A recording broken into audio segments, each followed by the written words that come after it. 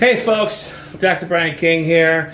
Once again on the road. This time I'm in Las Vegas, Nevada, and I'm sitting over here in my hotel room. Got a view of the stratosphere out the window. Anyways, I'm here in Vegas, and I'm hanging out with a friend that I haven't seen in a long time. Actually, I was really excited about catching up with her. I'm here, I'm there, I'm everywhere.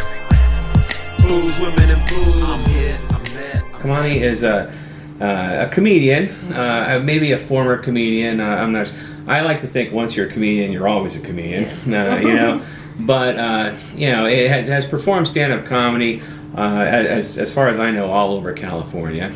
And another thing I wanted to talk to Kamane about is her incredible journey as in losing weight. Weight loss has been an interest of mine for a while, and I'm really interested in learning about Kamane's journey. So welcome, thank you, Kamane. Thanks for coming on my show. Thanks for having me, Dr. B. I've missed you so much. It's so good to see you. It is really good to see you too. It is super good to see you. You know, you have always been like just radiant of positivity. Thank you know, you. it's like you had this when you were at your biggest point, when you're well you over know, 400. you were just so cheerful and upbeat and positive and energetic. You know, it was amazing to me how infectious you were, and I loved your presence. You know. We used to run this comedy show in San Francisco, and man, I just couldn't get enough of you on my stage. I mean, really, you were just fantastic. Thank you so much. It's really good to see you. It's How good to you see been? you. I've been really good.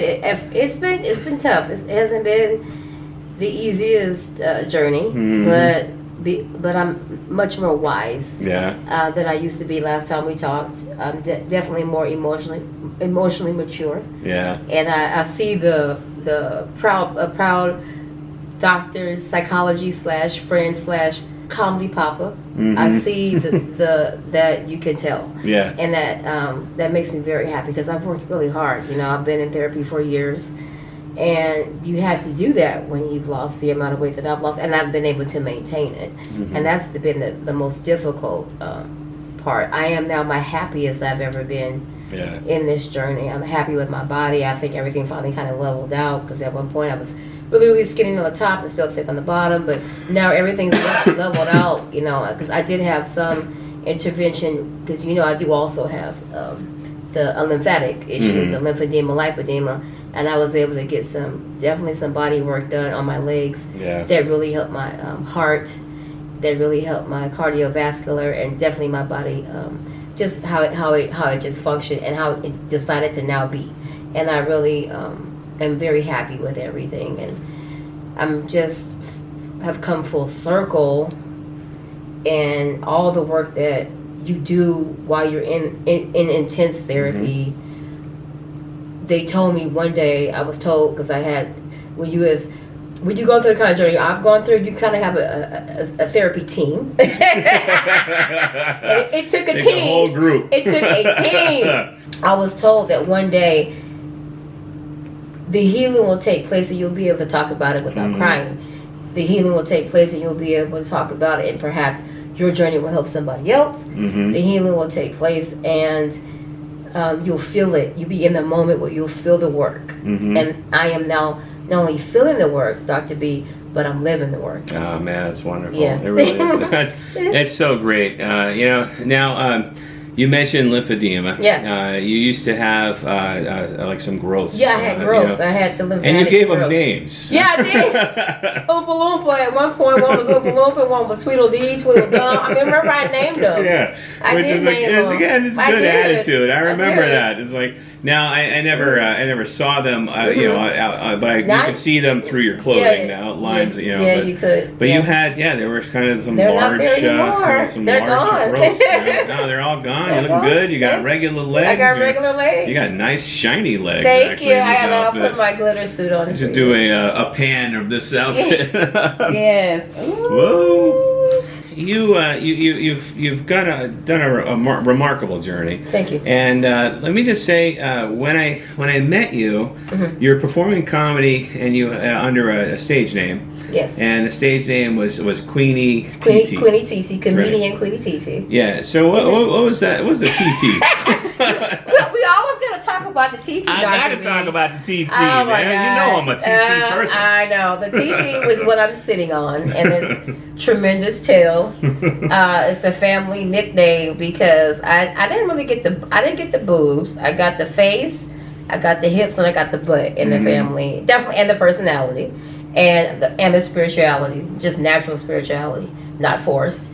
And so TT was a term of endearment given to me by my mom, and she called me Tremendous Tail, and then because I would sit on like remote controls and combs and stuff, and we'd be looking for it, and they'd be like, Kamane, are you sitting on it? I'm like, I don't think so, I don't feel nothing. And then I would stand up, and sure enough, it would be a remote control and a few other things underneath the TT. So and then Queenie was my camp name because I've always was extremely bougie, and I was a fake Girl Scout at the Girl Scout camp that would refuse to hike, and I wouldn't do anything to mess anything up, but I was a lot of fun. So the camp counselors would let me get away with murder, and so Queenie they named because I was such a queen, Queenie, and so I decided to put those together as my stage name. And I still think of you as Queenie. Yeah, many people do. Yeah, you go by your given name now. Yeah. And, you go by both. All right. I go by both. It depends on what you want to call me, and what I did was, I don't know if you can see the tattoo. There's a tattoo of a crown. Yeah. Because I carry Queenie with me. Okay. She'll never leave. But it depends upon who you are in my life, whatever. I go by both, and some people also call me Q, and that's fine. But now I am definitely a civilian. I am a special education teacher, elementary school teacher. Yeah. Next year I will be doing 5th, and I'm looking forward to that. Special education takes its toll. So I'm definitely going to take just have a different type of class next year. I'm looking forward to it. But at this point, many students have what you call IEPs and need assistance, and so I will more than likely have a blended type of class. I could see you being just a wonderful teacher. Thank you. Really good. Let's talk about the weight loss. So, sure. You mentioned you tipped over 400. Oh yeah, my top was 465. 465. Wow. And the skinniest. Can you mention how tall you are? I'm only 5 foot. So that is a lot of weight for a 5 foot frame. Yes, that's a lot of weight. One would say it's tremendous. Yeah. That's Yes. tremendous too. That was a lot of booty. Yeah, no, that's that was a whole bunch of butt at one point. So, was that a lifelong progression towards that peak weight, or was it was a combination of things at that point. I mean, I always dealt with weight issues as far as I can remember. When I was a small girl, for me, weight became an issue once like kind of puberty hit. And I went from being what we would call in African American community as just a thick young woman or pleasingly plump to definitely there's a weight problem. We definitely know what thick means. Yes, we do, and I am now thick. And my goal was to achieve thick, and I've done that, and I'm very happy about it. And so my goal is to just get low enough to be overweight. No, I just want to be husky. Which for a man is thick. That's we describe that as thick, and it is definitely cold, and That's right. Big guys are warm in the sack. We may not have a lot of energy in the sack, but it's just that nice mountain to climb. Yeah, there you go. This is so much better than the first take. I'm just gonna reveal we had a camera battery die, so I started it again. This is far better. Way better. Way more relaxed. Oh God. But so it was a progression, and then you got diagnosed, right? Yes, properly diagnosed, and that proper diagnosis, unfortunately for me, was hundreds of pounds later. It was definitely a heart issue presenting itself, and just the weight completely out of control. But with lymphedema, lipedema, you definitely have, you are dealing with inflammation. You are dealing with fluid weight. Yeah. So they do this wrapping when you're as large as I once was, and you have to walk around in this very intricate wraps around your body, and then that Is helps. it like compression? Compression. Is it just like squeezing the liquid out of you? Literally, yes. Yeah. It's just squeezing that liquid out of your body, and you have to be elevated all the time. Wow. And it was very hard. The physical therapy was hard, and I was on a strict diet. And that 60 pounds, that 465, that 65 dropped off. It was fluid. Wow. And it dropped off within like 2 months. Really? It just fell off. Wow.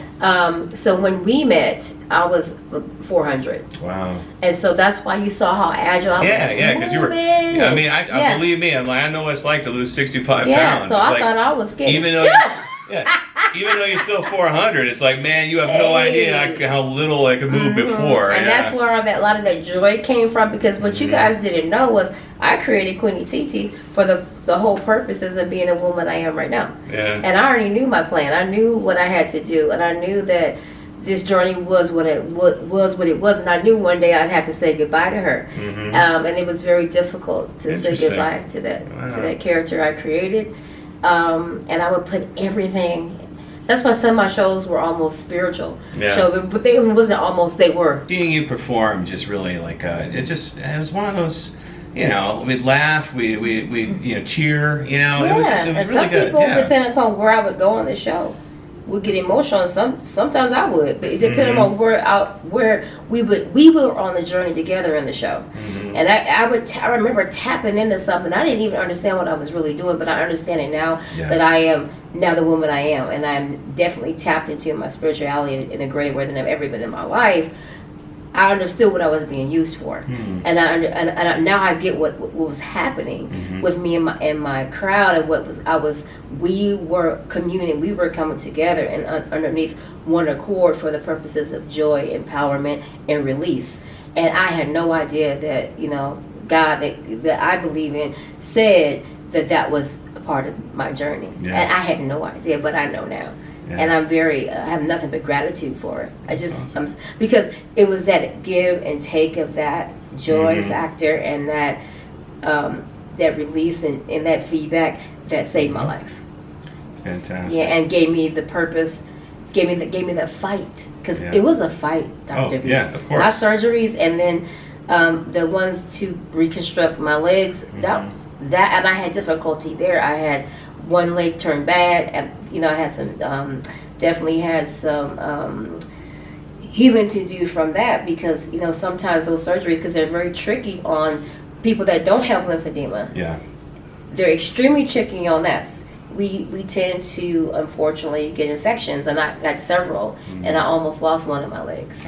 Yeah. When I talk about weight loss in my upcoming book, which is called Up Bears and Weight Loss, by the way, you guys should totally get it when it comes out. No, but when I talk about weight loss, I really focus heavily on the behavioral component. Yes. But in your case, it's not just behavioral change. Obviously, you had some medical conditions and stuff. Without going into a tremendous amount of detail, because I don't want to focus so much on the process. Sure.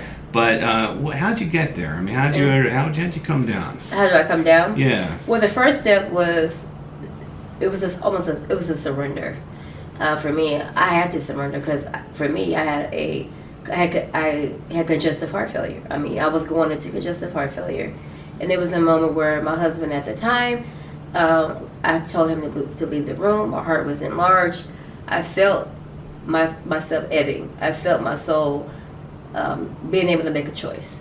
But by making that choice, it would require the lifestyle change you just talked about. So I had a quiet moment. At that point, they were working on me, and I was able to go to that place spiritual people can go, where it's just you and God. And they didn't know what I was doing in there. And I said, okay, God, it was low self-esteem. It was complete lack of faith in you and lack of faith in myself that got me here. I said, but if you get me, I'll tell you, I will change my life, and with the gift that you give me, I will help to change other people's lives for the better with your power, if you allow. It was within 8 hours, things turned around. I was heart started to go down. They gave me those really powerful water pills. I was getting up, and first I had to, I couldn't get up, and then I was able to start to get up, and I was just my body just started draining. And 8 hours later, I walked out that hospital, and I have been. And now I think I was baptized then as Queenie TT, but I'm gonna say I've been Queenie TT / Kamane ever since. And of course, surgeries and other therapies and so forth, that helps you come down. But it was that surrender. Yeah. That was step one. And from there, we got the diagnosis. We went back, and I was diagnosed properly with a really bad thyroid stuff. Thyroid was going. I already had thyroid disease, but it was completely out of whack at that point because I just wasn't taking care of myself. So my thyroid was completely out of control. Also, I did have lymphedema, lipedema. What is that? We figured out what that was, and I really needed to get some weight off. At that point, I was too large to even have any type of weight loss surgery, but it was definitely being considered. So prior to me getting weight loss surgery, I lost a significant amount of weight. Then I got on the table. There's an incredible irony that happens in the human body where obviously exercise is important to help us lose weight. But if we accumulate so much weight, we just can't exercise. Like I physically have a difficult time moving around and, don't get any value. I remember when I hit 400, I would try to exercise and I would just get winded and it would hurt and my joints would get inflamed, like there was no way. It was just not going to happen, What I had to do, because my legs were so encumbered, and they were so encumbered that they had developed large tumors. They call their swollen lymph nodes, like tumors, benign at that point, thank God. I chair exercised. I can move my upper body. I've always been able to move. You watch any Queenie TT sizes of any size I was, because I was all sizes. I was busting moves. So nice. I was putting some stank. I like the on it. chair exercises. It's a great. So we would do this. My physical therapist said chair exercise, and once she gave me that freedom, once she gave me that knowledge, that freedom knowledge. I found every type of, at that point we still had DVDs. I'm aging myself, but we had DVDs, and I found every kind of DVD that was chair exercise. I was doing Tai Chi in the chair. I was doing belly dance in the chair. I was hip hop chair dance. Anything I could find. Miss Kamane, Miss Marshall, we even call me Queenie. I was doing it. Sometimes I just I'll just do curls sitting in a chair. Any movement, and that you don't have to go crazy. I know all these fitness people are there, and they're out there promoting all these amazing fitness feats. You can get there one day or close to it one day, but start somewhere. And then from there, I was able to do short walks, and then from there, it just kind of took off from there. Then I was able just to do low impact aerobics. And it went from there. Very cool. Yeah. I don't know if this relates to the lymphedema or the retaining water, but I think it does.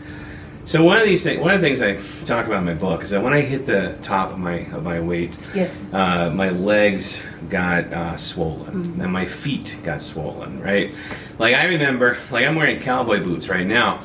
I couldn't put my cowboy boots on, for a long time. And then I had shoes that had laces, and I couldn't get them on my feet, and it was a struggle. I actually bought large shoes with a Velcro. It was just they looked ugly as hell, but they were also functional because you got to take off your shoes when you go through the airports and things. So there was multiple reasons, but I went into a doctor at Sarah's urging. And the doctor was examining my legs. We were looking if I needed compression socks. And he asked me if my legs leak. Yes. And I was like, what do you mean leak? They can leak? Yes, what does they that can mean? leak. And so was that lymphedema? Yes. Was that? I had that. Oh, you had that? Sometimes my legs would be so full of fluid they would actually leak. Wow. And then from there, if you don't take care of that, you don't go immediately and get some help. That leak can turn into an infection. That infection can turn into a staph infection and get in your blood. You could die. Yeah, see, that freaked me out. When the guy says, "Do your legs leak?" That was one of those moments where I'm like, "Holy crap! What is wrong with me?" You know. So at that point, you had edema. You had edema from excess weight, or maybe you had something else going on with that too. And that is a form of edema. But I have a lymphatic system that does not function correctly. It's much better since I've had all sorts of interventions. But I don't process fluid around my body correctly. My lymphatic system does not function like yours or somebody that doesn't have it. Right. So I just have a predisposition to accumulate fluid. So I have to always watch it. That's wild. Always. It's tough. It sucks because it's like something you have to deal with for the rest of your life or so. Yeah. But that is life. It is life. I mean, I think about I can't eat anything I want like I used to or whatever. I never could. I just did, and those were the bad choices. Exactly. You know what I mean? It's not like I used to be able to eat crazy or drink crazy, but no, it's just I did, and I suffered the consequences. Right. And doctor asked me if my legs leak. Yes. That's what happens. Like, hey, you got leaky legs. Such a weird thing. If they called it leaky leg syndrome, I feel like it would scare more people. Really. Yes. I would, because I was freaked out, man. Like, how does it leak? Is it like a hole just opens up, or what the hell, man? Like, that was weird. It was very weird. So I remember that. So I wonder. I always wondered if that was like if I was in the if I was in beginning stages of It's possible. So you've shrunk. You've shrunk. Yes. Significantly. And you look amazing too. Thank you. What I really like to do, and what I did for my book, is I talked about like how weight loss has affected your life. And before we talk about that, though, Sure. I don't want to ask you how much you weigh because I know you don't ask ladies that. But how much have you lost? Well, I've lost over 300. Wow. And then I've maintained it, but I've put on a little weight. I put on about 10 pounds. Yeah. It was 10 pounds I wanted to put on. That 10 pounds is muscle. So it was at one point I was looking rather gaunt across the face, and to the point people thought something was wrong with me, like up here and right here, and which is a typical extreme weight loss look. Yeah. So you put on a little bit more just to even yourself out. But how has this changed your life? I mean, really. I mean, I kind of have a feeling, but I wanted to hear from you. Well, I'm much healthier so far as I know. God willing, I will live to be an old lady. And then, which at one point was not promised to me. At one point, if I was even to be the age that I am right now, which I'm very proud. I'm a very proud 47, will be 48 in August. I think I'm aging well. I'm very happy to be the age that I am because I didn't think I'd make it at one point. So some of my, I think, graceful aging is because I definitely still have a youthful disposition because my trauma from this started to happen in my mid to late 20s. So I think I kind of always will be stuck there. And that's not really a bad place to be in some ways. But so healthy, yes. This is the part where I had to definitely get therapy. I was angry at one point. Because I was angry at how different I was treated. Oh, yeah? Oh, yeah. Because while I've always been an attractive woman, I was a large black woman.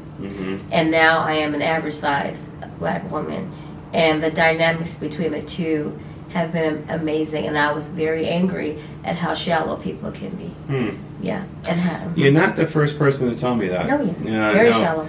It's interesting because so let's say hypothetically that we want to lose weight because we want to be more attractive to other people. True. It's like that's a reasonable goal That's very for a lot of reasonable. people. But on the flip side of that is that in the process of losing weight we become more attractive and we see like, well, wait, why didn't you like me before? Right. Why didn't you act as And that me was the before? weirdest thing. Yeah. The amount of my comedy brothers that have attempted to date, or I did date. I'm not gonna say who.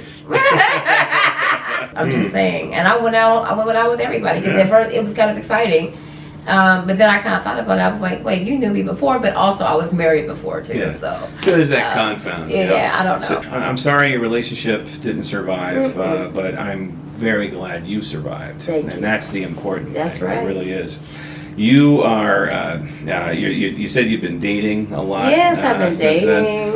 And what is dating like as a newly thin? Well, you're not newly thin. No, I'm not newly thin. but- I've been this way now for a while. Yeah, but you know, when you first came out into the world as the new Yes. Kamane, what was that like? It was very exciting and fun. I didn't quite know what to do because I would look one way in my clothes and look completely different naked. Looking better naked now, but not as much as I would like to. I'd still would like to get some more work done. And stuff is expensive as hell. And I'm like, I haven't even bought a fucking house yet. So I'm just like, girl, do I want these great big juicy titties or do I want a house? And to be honest, the titties could help pay for the house. That's what I'm This is Las Vegas. Yeah. I mean, I got a great face and a great ass, so I should get some tits to match. I'm just saying. Yeah. But so at first it was strange because I thought I was all that in a bag of chips because I had lost all this weight, and then I didn't even realize that it would be different for a lover to see me one way. So I had to adjust to that. So I had to figure out a way to let them know. So before the clothes come off, you'd be like, "Hey, I just want to tell you, I lost a lot of weight." Yeah. And then the average guy, you know what? They didn't care. Yeah. And then once they saw, because I had scars from the legs, and then they would see. I'm getting very graphic right now, but they would see the scar, and they were like.